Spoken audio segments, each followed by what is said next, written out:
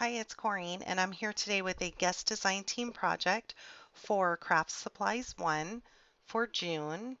And Julie, who owns Craftsupplies1, has both an Etsy and Zibbit shop.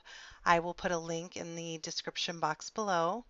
Today I'm making a handmade gift box, and I'm starting with the bottom of the box first with a 12 by 12 piece of paper, and I'm scoring it at 3 1/4 on all four sides. So 3 1/4, all four sides. And then what I'm going to do is on two of the sides, cut up until the score line. And I will also cut out a small notch. So when I fold it into each other, there's not too much bulk in the corners. So I'm going to do that on two of the sides, flip it around and do the opposite two sides.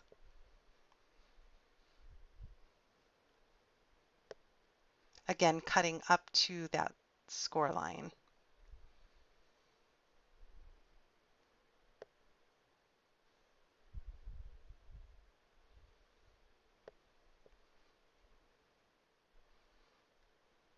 And now you want to take your bone folder and crease all your score lines.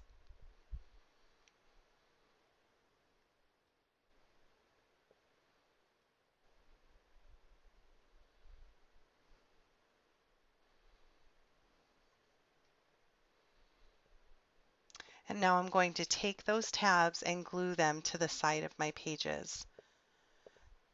I'm going to use Scotch Quick Dry wet adhesive because I need the time to allow it to be able to move it around so I can get the corners lined up perfectly.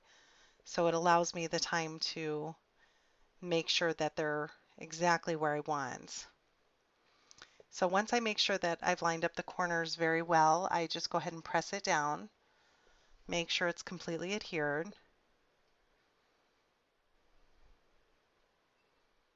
Using my bone folder just to make sure I get a good press on it. And now I'll do the exact same on the other side.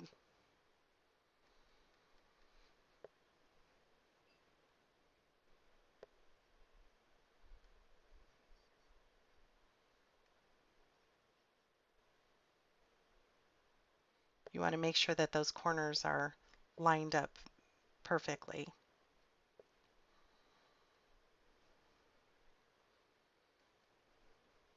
This box, when it is done, will end up being a 5.5 square box that is 3 inches tall.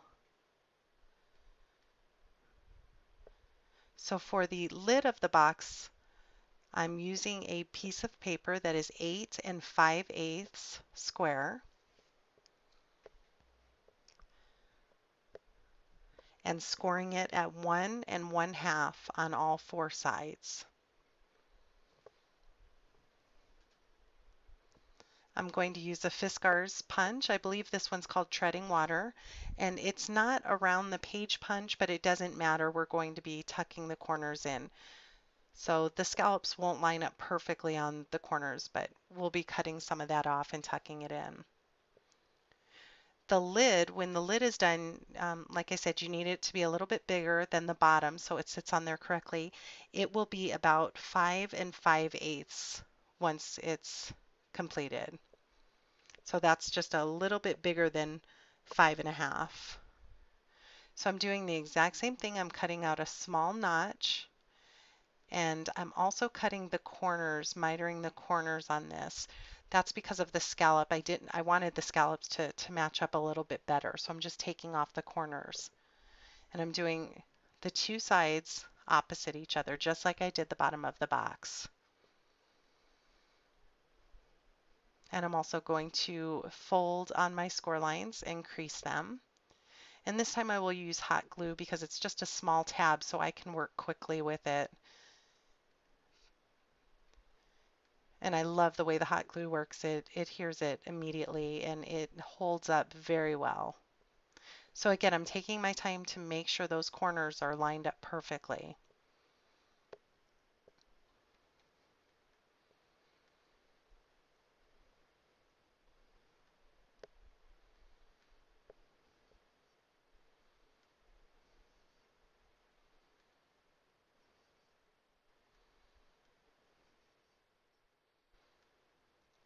Here I'm using a 5.5 square piece of paper from Prima, something blue, and my Tim Holtz Distress tool to distress all the edges of it.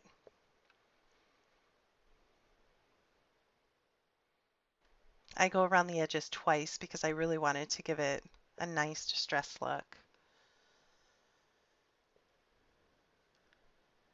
I'm also for the sides using a piece of paper from the My Mind's Eye Lost and Found collection, and it matches pretty well with that top paper. So I'm just cutting those down to size, leaving a small border around the box. And I'm cutting these at 3 by 5.5. And I will go ahead and distress the edges as well on these.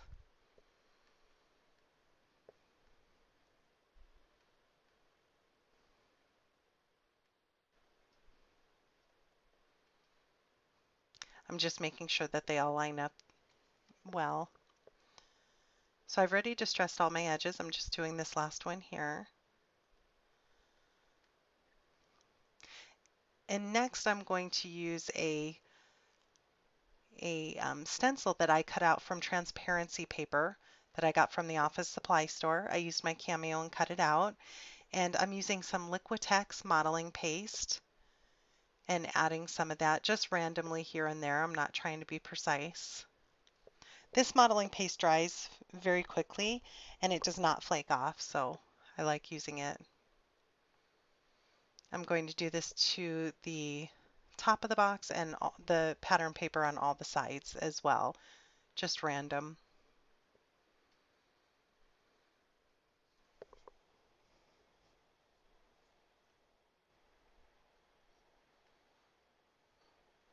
If you use the modeling paste, you want to clean it up immediately afterwards. Close the lid, otherwise it'll dry out, and clean off your stencil.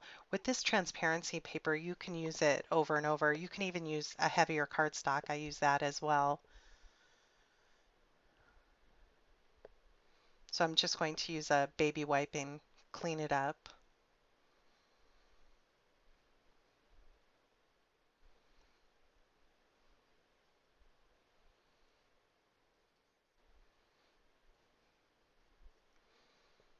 This is a scrap piece of paper that I had cut out from, I believe it's pink paisley. Yes, it's pink paisley.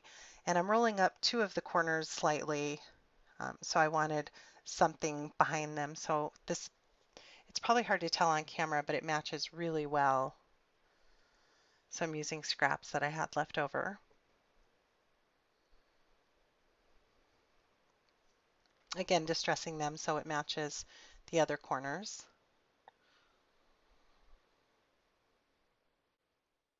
And I'll just use my hot glue gun to adhere it down.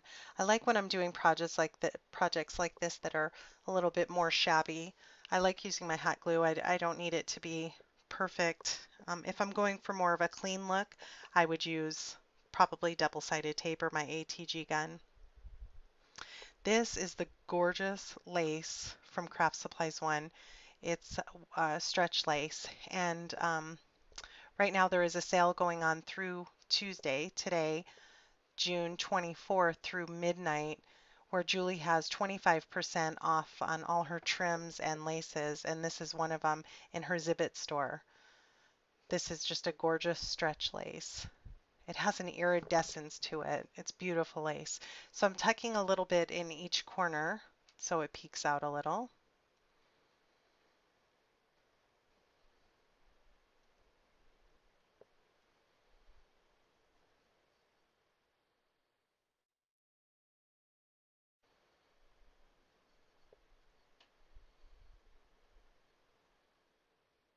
Here I'm showing you a close-up of the lace in the corner. Hopefully you can see that. And now I will just adhere that to the top of my box, again using hot glue.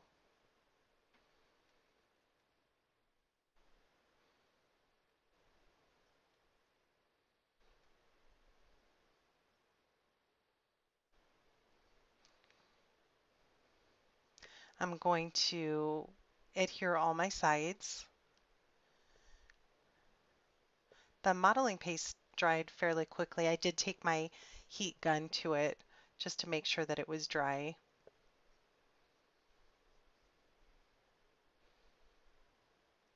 And I decided I wanted to add some of that lace to the very bottom of the box.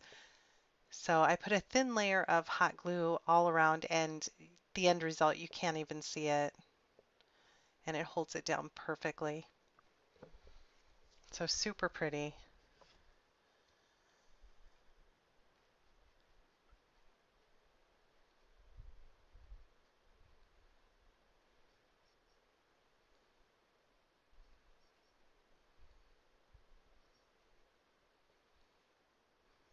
Again, using that same lace, I'm going to make a flower.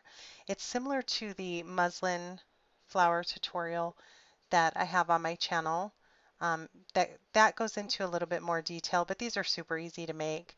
But if you're interested in seeing a more detailed tutorial on this, I will put that in the link in the description box below, the link of that. But I'm just basically, I folded it over, I believe, 4 times, and I'm just roughly cutting out circles. I had a really hard time cutting this trim. I believe this is a 1 3/4 by Paper Shapers circle punch. Any circle punch will work. And I'm folding it over in half, adding a little hot glue and folding it over again. And I'm just going to alternate and do this around that entire circle. So again, folding it in half, adding a little hot glue, folding it in half, and then gluing that to the bottom. And then I will alternate in between each petal so it ends up filling it up.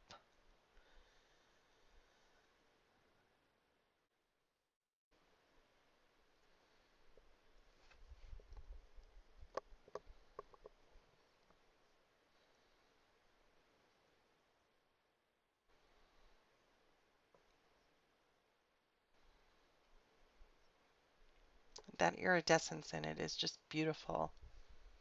There's so many things you can do with this trim. So I've just done 2 layers here, and now I'm looking at it and I decided I wanted a third layer.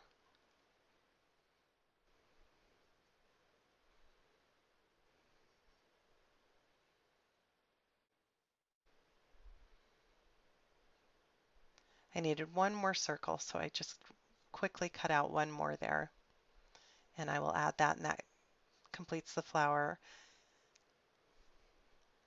This is the beautiful pink mesh bling. Julie has every type of color um, flower bling in her store. They're gorgeous, gorgeous bling. I love this. Is one of my favorite items to work with. She even has a rainbow mesh bling, so you'll have to check that out. So I'm cutting it I just sized it to the side of my box, and with hot glue I'm going to add that around my entire box. You can even die cut this bling through your Sizzix Big Shot machine if you'd like.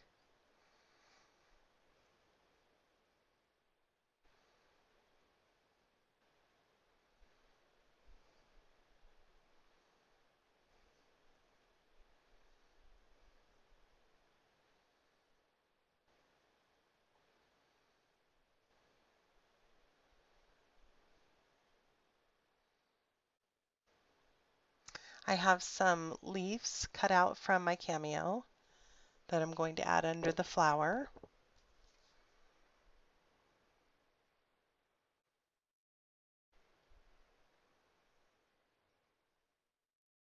And here's some pink roses.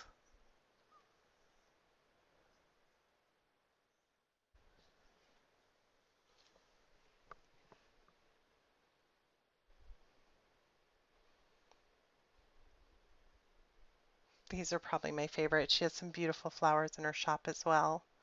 So I'm adding 2 of those, and I also add a small rosebud here.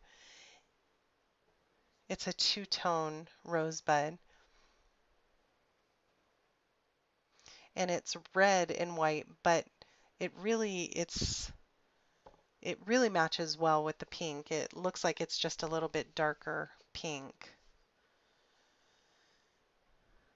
I'm adding a little bit of wet glue behind those leaves just to make sure that they don't get ripped off because it's very delicate. They're delicate.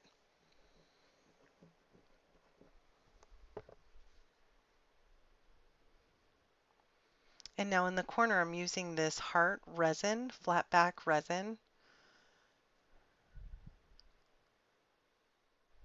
Just hot glued that right there in the corner. Now I'm taking my white picket fence distress paint and distressing the flowers a little bit just to give it a little bit of a softer look. And this is one of those faceted buttons that she has in her shop. I love those. I've used all of them already. That's a perfect centerpiece for that flower. These are some pearls, round pearls that I had in my stash. So I'm going to glue them on, and I'm using a pin to hold it so I don't burn myself using the hot glue. I'm just kind of randomly adhering some around the flowers.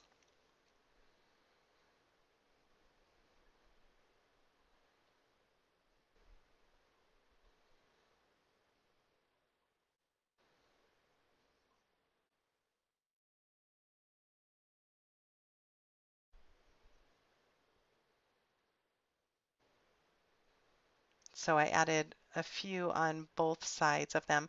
Here I'm showing you if you get hot glue strings, if you take your heat gun and just kind of run it over it, it'll get rid of all those hot glue strings. So that is my design team project. I hope you go and check out Craft Supplies One. Julie is always having sales in her shop. Again, it's both Zibbit and Etsy. I will put the links in the description box below. And I hope you enjoyed this start to finish. Thanks so much for stopping by.